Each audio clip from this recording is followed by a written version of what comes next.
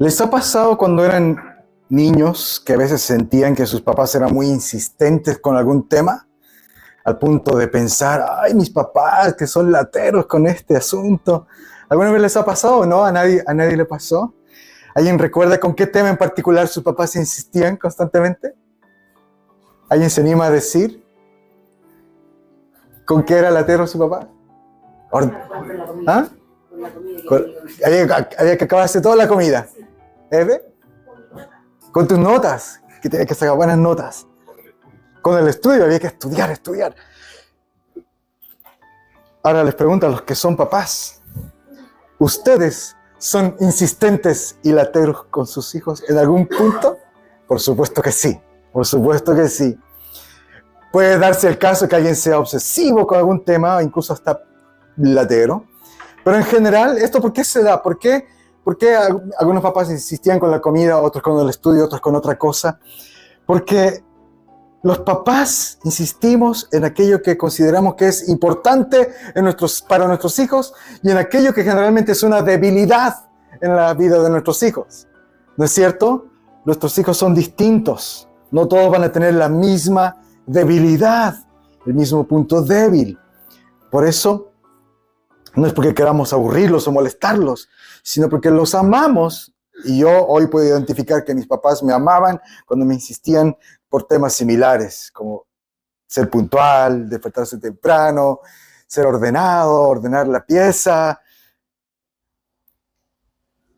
Y muchas veces me he sentido como ese hijo a quien el papá le insiste mucho al leer mi Biblia, especialmente este último tiempo me he sentido así. No sé si a ustedes les ha pasado, porque algunos temas como que se repiten, y se repiten, y uno dice, pero ya, pues Señor, pasa otro tema, ¿por qué seguimos con esto mismo?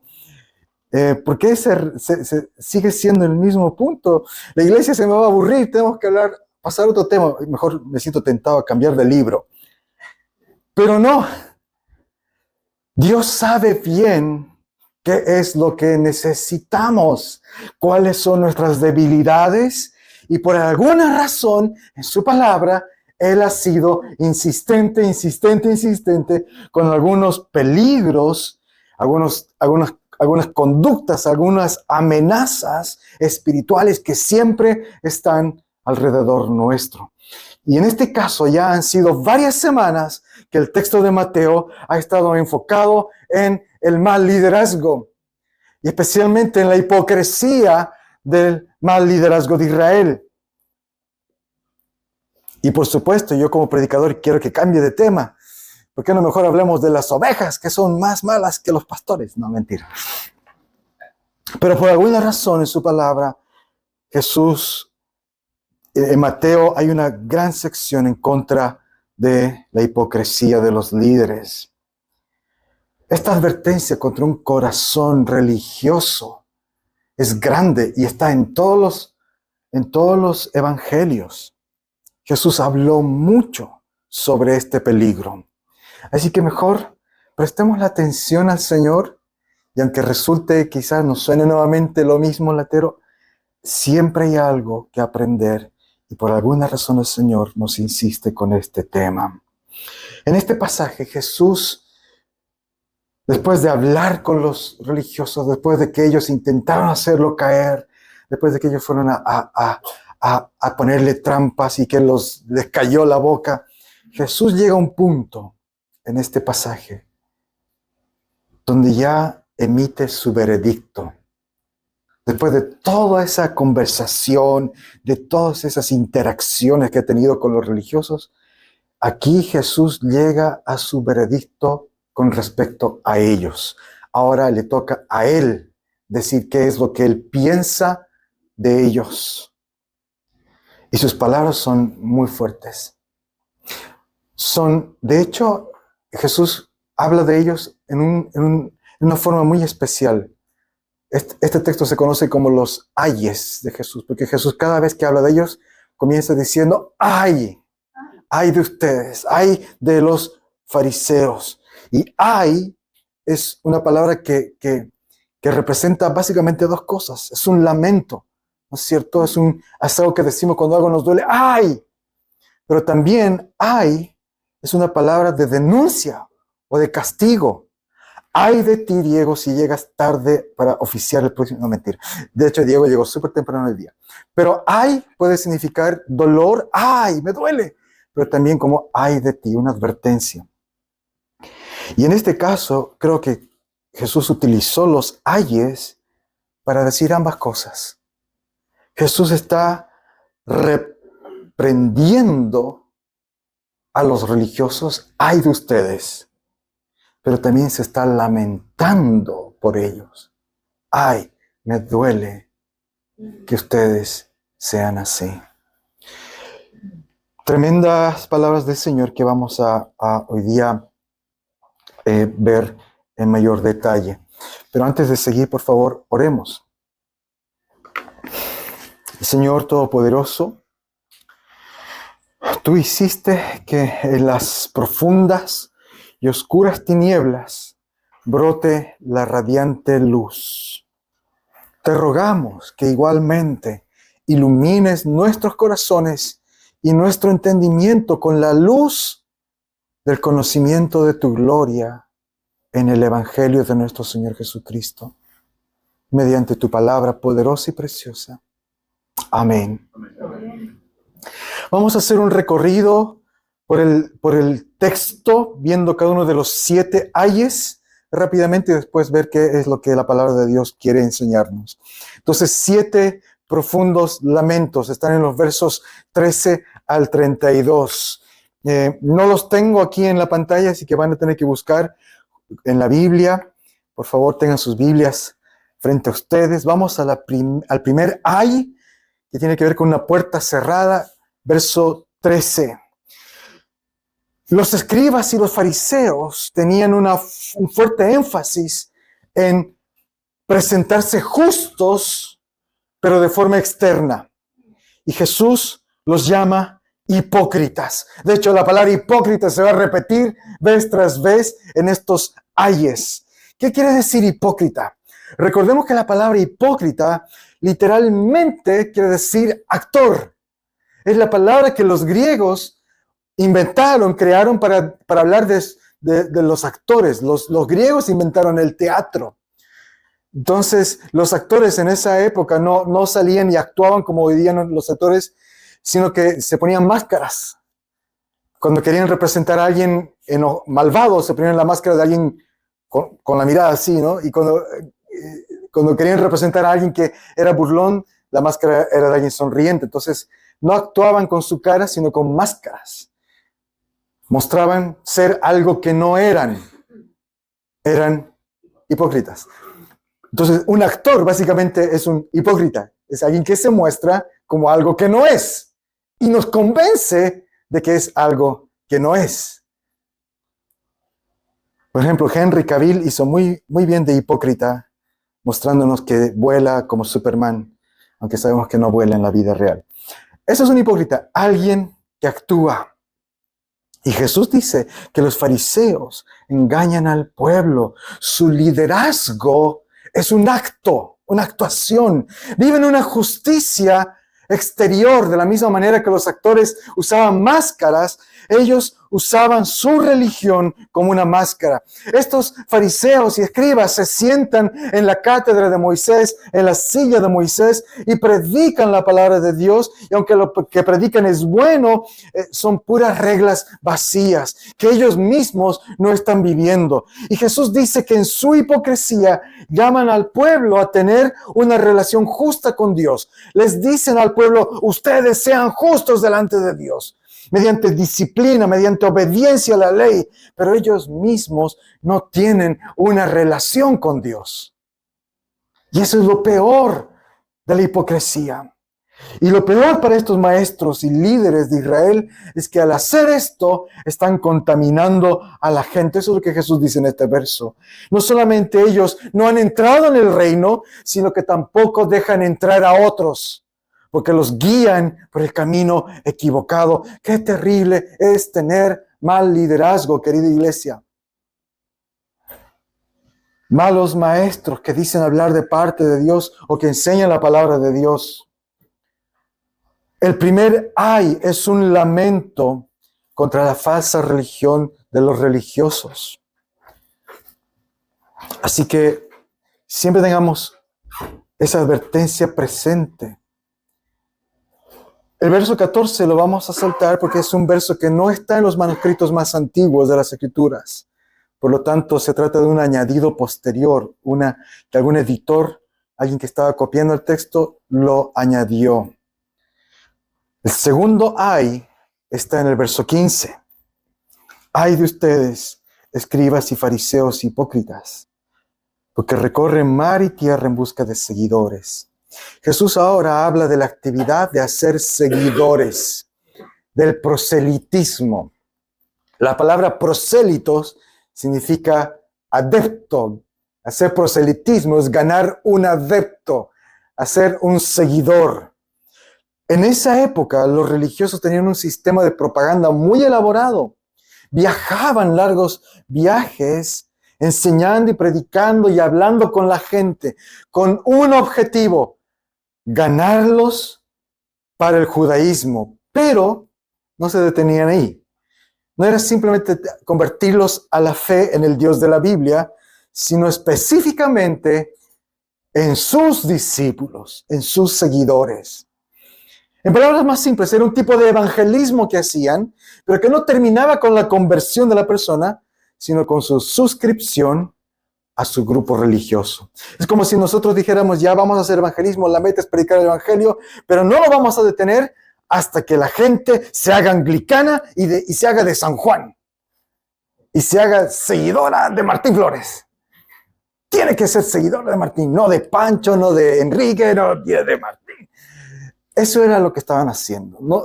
Predicaban del Dios de la Biblia, pero no solamente para convertirlos a la fe en el Dios de la Biblia, sino para que sean sus discípulos, sus adeptos, sus prosélitos, sus seguidores.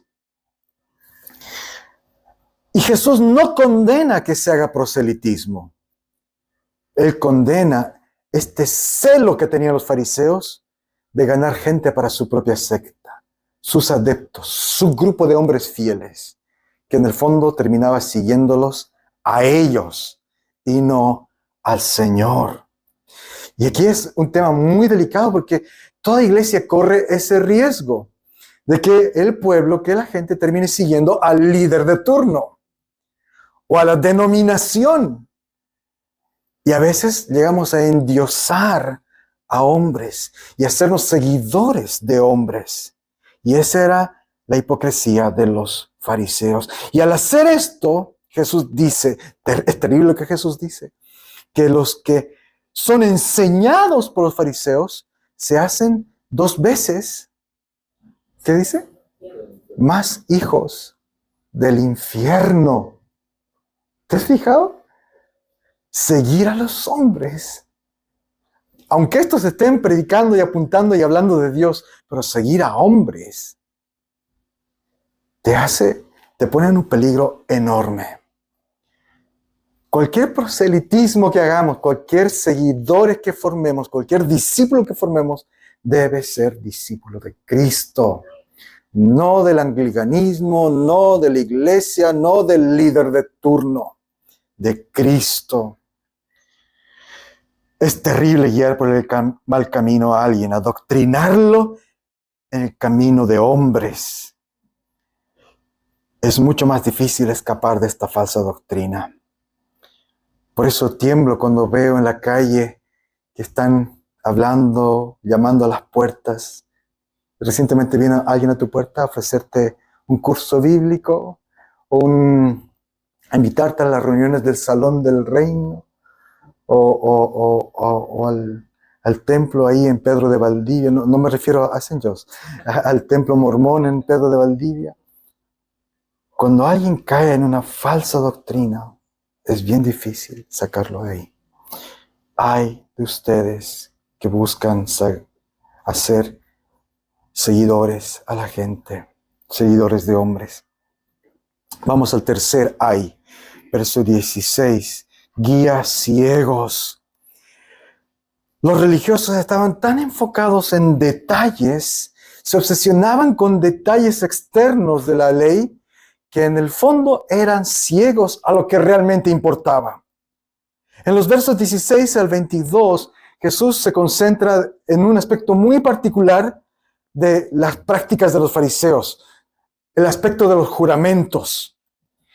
Ellos tenían la costumbre de hacer distinción entre los juramentos, entre lo que juras por el templo o tus juramentos por el oro del templo, o si juras por el altar o si juras por la ofrenda del altar. Le daban más importancia a algunos detalles. En su hipocresía enseñaban que algunos juramentos eran más sagrados que otros. Literal, ellos decían, si juras por el templo, no es nada. Pero si juras por el oro del templo, tienes que cumplir. ¿Y Jesús qué opina sobre los juramentos? En el Sermón del Monte, Él ya nos ha enseñado a sus discípulos que nadie debería jurar ni por Dios, ni por el templo, ni por los utensilios del templo. ¿Por qué? Porque el creyente, el Hijo de Dios, debe ser fiel a su palabra.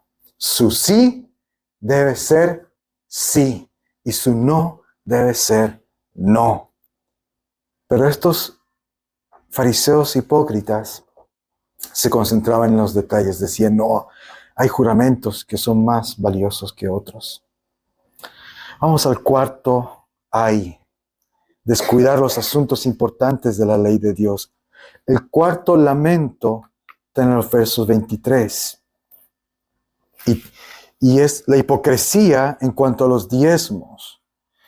Nuevamente, el enfoque de Jesús está en el corazón, no en los detalles. Los fariseos se concentraban en los detalles.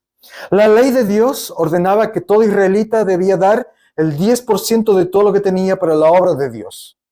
Lo que conocemos como el diezmo. Esto Dios lo ordenó en Levítico 23, en Números 18, hay varios pasajes del Antiguo Testamento.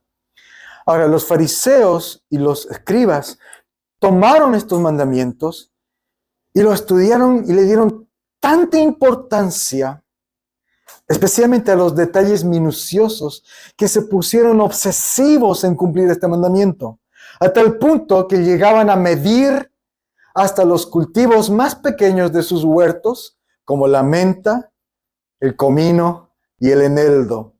¿Te imaginas tener que calcular cuánto es el 10% exacto de tu cosecha de cilantro?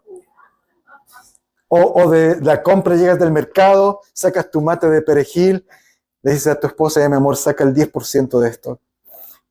Exacto, porque Dios lo ordena. Tenemos que ser precisos y fieles en cumplir el 10%. Eso es lo que estaban haciendo. Y Jesús no les dice que descuiden el diezmo.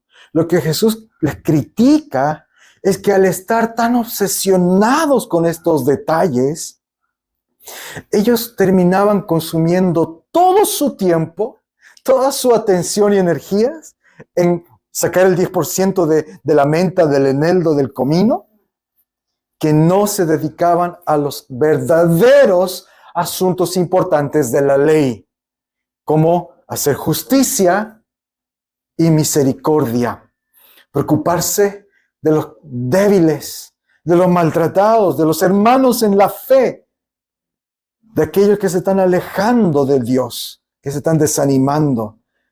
En lugar de estar cuidando a aquellos a quienes debían enseñar porque son maestros de la ley, se la pasaban sus horas y horas calculando y contando sus hojas de menta.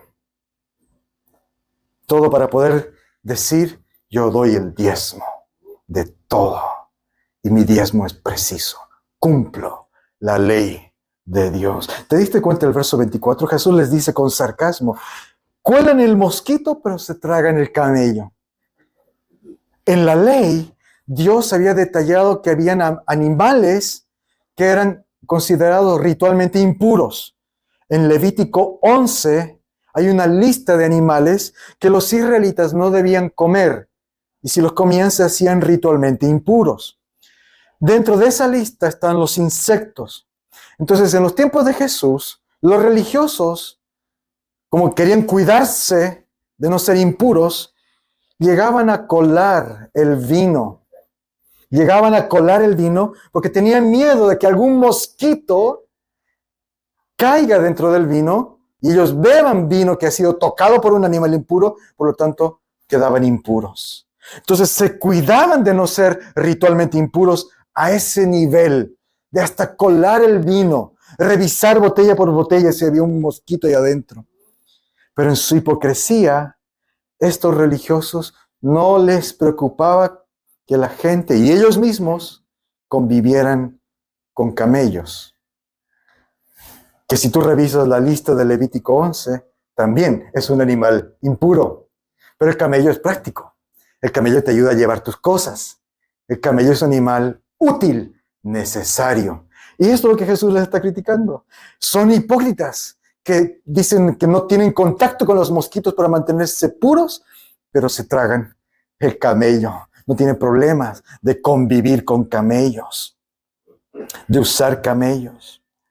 Pero claro, evitan tocar los mosquitos. Quinto, hay limpiarlo de afuera y dejar la suciedad dentro. Versículo 25.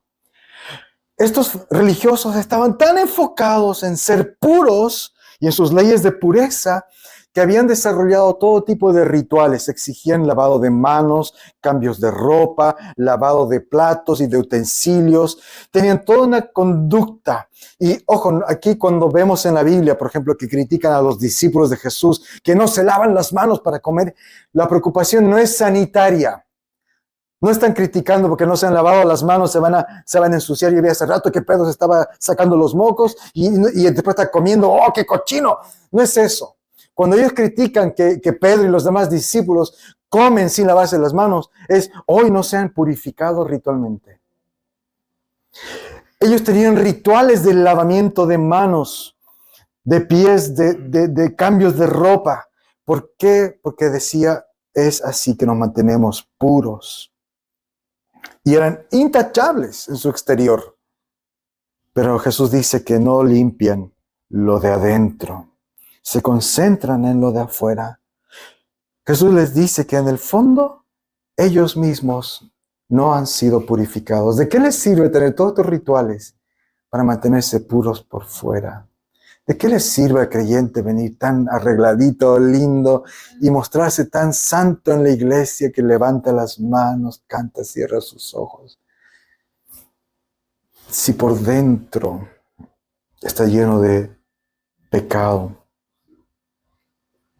Eso es hipocresía. Y los fariseos practicaban esa hipocresía.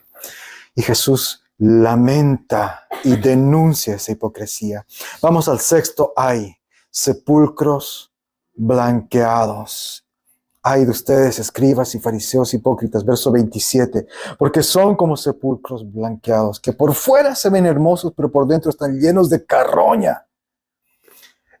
Era costumbre en esa época pintar las tumbas con cal de color blanco, o sea, la cal es blanca, con cal blanca. ¿Por qué lo hacían?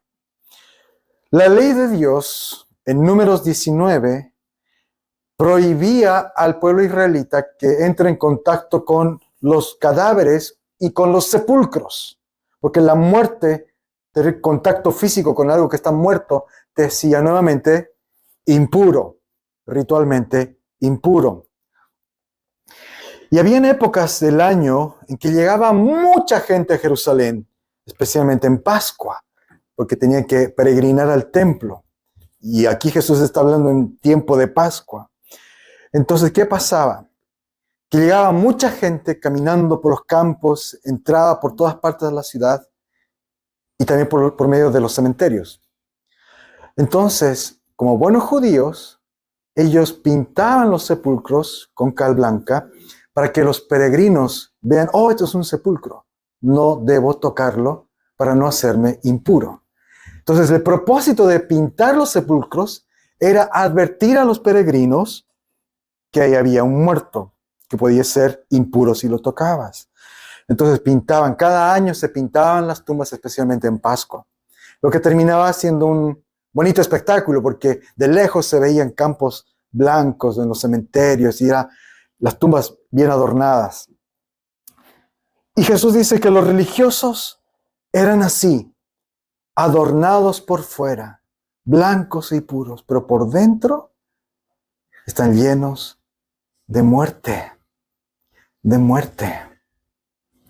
¿Por qué? Porque se han preocupado por verse bien, pero no se han preocupado por sus corazones delante de Dios. Hipócritas. Séptimo hay, ser descendientes de los que mataron a los profetas. Verso 29. En este último lamento, Jesús sigue con el tema de la muerte. Él dice que hay otra práctica que se hacía en esa época, que de hecho es una práctica que comenzó en el periodo del Nuevo Testamento, en que los judíos empezaron a construir monumentos para los profetas. De hecho, en el libro de Hechos se menciona que era conocido dónde estaba el lugar preciso, donde estaba sepultado el rey David. Ellos sabían dónde estaban sepultados los grandes hombres de fe del Antiguo Testamento, sus grandes héroes. Y comenzaron a adornar sus tumbas, a construir monumentos para ellos. Hacían pinturas murales en esas tumbas, en los sepulcros de los profetas. Pero lo que ellos hacían era una forma de decir, nosotros honramos a los profetas. De hecho, Jesús dice que ellos decían, si yo hubiera vivido en esos días, yo hubiera ayudado a Isaías, hubiera ayudado a Elías, no los hubiera condenado, no los hubiera matado. Qué grande era su hipocresía. Ellos tenían estos sueños de grandeza, donde decían, si yo hubiera vivido en esos tiempos, yo hubiera sido la mano derecha del rey David. Y estaba danzando con él. Y estaba alabando al Señor con él. Y Jesús les dice, ustedes son hipócritas. Ustedes hubieran hecho lo mismo que sus padres. Sus padres mataron a los profetas. ¿Y por qué Jesús sabe que ellos hubieran hecho lo mismo? Porque ahí estaban ellos, con el más grande profeta de todos los tiempos, el Hijo de Dios en persona, y ellos quieren matarlo a él. Son lo mismo que sus padres. Rechazaron a los profetas, rechazaron la palabra de Dios y buscaron matarlos. Por eso Jesús, lleno de tristeza, llega a la conclusión en el verso 32 de los ayes y les dice, terminen de hacer lo que sus padres comenzaron. Jesús sabía muy bien que ellos querían matarlo a él y que lo van a matar.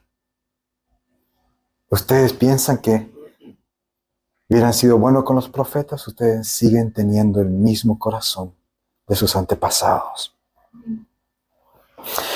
Querida iglesia, qué terrible es la hipocresía. Es una horrenda actitud de mostrarnos como buenos, como santos, como justos y honorables por fuera, cuando en realidad por dentro somos pecadores, necesitados del perdón y la misericordia de Dios. Es tan fácil autojustificarse, es tan fácil lavarse y arreglarse por fuera y mostrarse bien, simplemente llega a la iglesia, pone tu mejor sonrisa y saluda a todos con la paz de Dios, hermano. Oh, qué espiritual, ¿viste cómo me saludó? Es fácil. La verdadera hipocresía no es solamente cumplir con muchas reglas, sino esta necesidad obsesiva de querer controlar mi salvación con mi propio desempeño, con mi apariencia. Y este es un peligro que todo creyente tiene. Podemos mostrarnos como personas con una vida familiar impecable, con una apariencia impecable. Podemos mostrarnos tener un vocabulario cristiano perfecto o presentar nuestro currículum intachable, pero por dentro podemos estar llenos de amargura, codicia, enojo, resentimiento, falta de perdón o un deseo insaciable de aprobación humana. Jesús hoy nos dice, deja de limpiar la superficie, limpia tu corazón. En los versos 33 al 36, Jesús pronuncia la aterradora sentencia de juicio para los religiosos hipócritas. Cuando los músicos me preguntaron cuál es el tema del sermón para escoger canciones, yo les dije juicio. Y luego esperé a ver qué canciones escogen de juicio. Creo que no había muchas canciones que hablen de juicio, ¿no, Juanito? David, ¿no? No había muchas canciones que hablen de juicio. Es difícil hablar de juicio. Pero aquí Jesús tiene palabras tan tremendas. ¿Te imaginas decir desde el púlpito, mirarle a la cara, no voy a mirar a nadie, pero mirarle a alguien en la cara y decirle, serpiente? Yo no quiero ni siquiera mirar como un ejemplo para no ofender a nadie. Jesús hizo eso. Les dijo a los religiosos, generación de víboras que no van a escapar de la condenación del infierno. Tremendas palabras. Jesús, de hecho, está usando un lenguaje muy similar al de Juan el Bautista. Pero quiero que notes algo. Jesús no dice estas palabras con enojo ni con frustración. No es una forma de vengarse. Ustedes me quisieron humillar, pues ahora yo los humillo, víboras. No es eso. No es una forma de insultarlos. Jesús dice estas palabras al terminar los 7 lamentos, los 7 ayes. Jesús está triste por estos religiosos. Cuando dice estas palabras, hay un nudo en su garganta. Y en ese momento hace una predicción que hiela la sangre. Versos 34 al 36. Les enviaré profetas, sabios y escribas, a quienes ustedes matarán y crucificarán a algunos, y a otros los azotarán en sus sinagogas y los perseguirán. ¡Wow! Aunque estos hombres han llegado al colmo de su hipocresía, aunque son verdaderamente serpientes y van de cabeza al infierno, Jesús les promete que Dios seguirá llamándolos a la fe y al arrepentimiento. Y Dios les enviará profetas. Y aunque ellos los van a rechazar, los van a matar, los van a azotar, no va a detener que Dios seguirá enviando testigos, mártires, como Esteban, que fue el primero. ¿Cómo Dios puede hacer esto? Lo natural, lo humano sería, si yo llego a la conclusión de que esta persona, nuevamente no voy a mirar a nadie ni de aquí, si yo llego a la conclusión de que esta persona es una víbora, digo, víbora, nada te salvará del infierno. ¡Chao! Pero ¿qué hace Dios? Víboras, serpientes. Les voy a enviar más profetas. ¿Y sabes qué? Los vas a matar. Pero te seguiré enviando más profetas. Te seguiré enviando más escribas, más sabios que te hablen la palabra de Dios, que te enseñen la palabra de Dios. Queridos hermanos, esto es gracia. Por eso no te sientas mal si alguna vez tú le hablas de tu fe a alguien y te rechaza. Estás siendo instrumento de la gracia de Dios. Dios sigue enviando a sus testigos fieles. ¿Cómo Dios puede seguir buscando el bienestar y la bendición de aquellos que ya le han rechazado y le rechazan continuamente? Esto es gracia. Pero en su constante rechazo ellos serán culpables de la sangre inocente. Y Jesús lo dice claramente, que serán culpables desde Abel hasta el último de los que fueron matados por su fiel testimonio al Señor. Los religiosos van a derramar sangre inocente, la sangre de Jesús y la sangre de sus mártires, pero eso no va a detener a Dios, al Dios de gracia, de seguir levantando testigos fieles. ¿Y sabes qué? Hasta el día de hoy, Dios sigue levantando testigos fieles en todas partes del mundo, y que Dios nos convierta a nosotros en testigos fieles suyos. Y aquí llegamos a la conclusión del pasaje, los versos 37 al 39, donde Jesús Luego de hablar a los religiosos, ahora mira a Jerusalén. Y queridos hermanos, es el lamento, el llanto de la gracia. Porque Jesús llora por toda la nación. Al dirigirse a la capital, a Jerusalén, Él está pensando en toda la nación. Él sabe que la nación que Dios formó por gracia, la nación israelita, su pueblo escogido, lo va a rechazar. Ellos van a rechazar el evangelio, van a rechazar a sus apóstoles, van a rechazar a su iglesia, van a asesinarlo a él y a sus discípulos. Pero a pesar de todo eso, a pesar del rechazo de Israel, Jesús llora por Jerusalén. Y dice algo asombroso, que a pesar de todo, Él quiere protegerlos bajo sus alas. ¿Viste el verso? Como un ave protege a sus polluelos. Ese es el corazón de nuestro Dios, queridos hermanos. Nuestro corazón es un corazón pecador que va a luchar con la hipocresía. El corazón de Jesús es el corazón que ama al hipócrita, que lamenta nuestra hipocresía y que busca nuestro bienestar, busca que nos arrepintamos, busca que volvamos a Él. Queridos hermanos, la Biblia nos muestra que Dios ha extendido sus manos pacientemente a este pueblo rebelde. Él no es un Dios que se complace y se alegra con el juicio. Aquí vemos al Hijo de Dios decir las palabras más duras de juicio a los religiosos. Una y otra vez les ha dicho, ay de ustedes, hipócritas, hipócritas, y al final serpientes. Pero en todo eso vemos que Él lamenta. Este es el santo, santo, santo, que en su santidad no tolera el pecado, pero al mismo tiempo lo vemos llorando por el pecador. Este lamento de Jesús, este llanto de Jesús nos muestra que el juicio no es algo en lo que Dios se deleita, aunque lo hace porque es santo y justo. Él llora sobre la ciudad perdida. Queridos hermanos, de la misma manera es Dios quien te ha buscado a ti y a mí para traernos con su amor.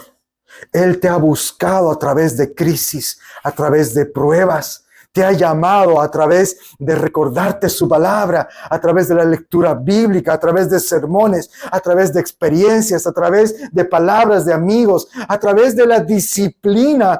Él te llama y te sigue llamando y sigue extendiendo sus brazos de amor. La gran pregunta es, ¿vamos a resistirnos a su tierno abrazo porque preferimos aparentar tener el control de las cosas y preferimos vernos bonitos por fuera? ¿O vamos a rendirnos a Él en humildad y confianza, reconociendo que soy un pecador? Eso es lo que Jesús quería que pase con los fariseos y escribas. Lamentablemente, la religión te aleja de Jesús, tanto como el ateísmo. Si ambas cosas te sirven para no postrarte delante de Él. La religión sin el Evangelio de la gracia solo produce fariseos, moralistas orgullosos o libertinos desesperados que abandonan la moral. Pero el Evangelio nos ofrece otro camino, la justificación por la fe. Jesús acusó a los fariseos de ser sepulcros llenos de muerte. Irónicamente, pocos días después, todavía recordemos, estamos en un martes de Semana Santa, pocos días después Jesús va a ir de forma voluntaria a un sepulcro. Jesús tomó sobre sí mismo el juicio de los hipócritas. Él recibió el castigo de los hipócritas, el peso de nuestros ayes, para que nosotros podamos ser limpiados desde adentro hacia afuera. Ese es nuestro Señor. Tengo un par de preguntas para conversar y meditar en la semana. Se las leo. 1. En oración, pide que el Espíritu Santo te muestre ¿En qué formas prácticas tiendes a ser hipócrita? Y no digas, yo no soy hipócrita. Al decir eso ya terminaste siendo hipócrita. ¿Qué actos de bondad, servicio o cristiandad o canuterío te hacen sentirte mejor, superior o que te has ganado un poroto celestial? 2. Arrepiéntete y confiésale a Dios por esa actitud. Y aquí esto es una sugerencia. Es bueno también confesar con alguien de confianza, pedir que alguien te acompañe en oración. Como pueblo de Dios debemos aprender a cultivar la rendición de cuentas entre hermanos. Es una práctica muy útil. El apóstol Santiago nos recordaba y nos decía, confiésense los pecados mutuamente. Y 3, ríndete, corre debajo de las alas de Jesús hoy y mañana y pasado mañana y el día después de pasado mañana. Deja de blanquear tu sepulcro y permite que su Espíritu Santo te dé vida de adentro hacia afuera. Amén. Oremos.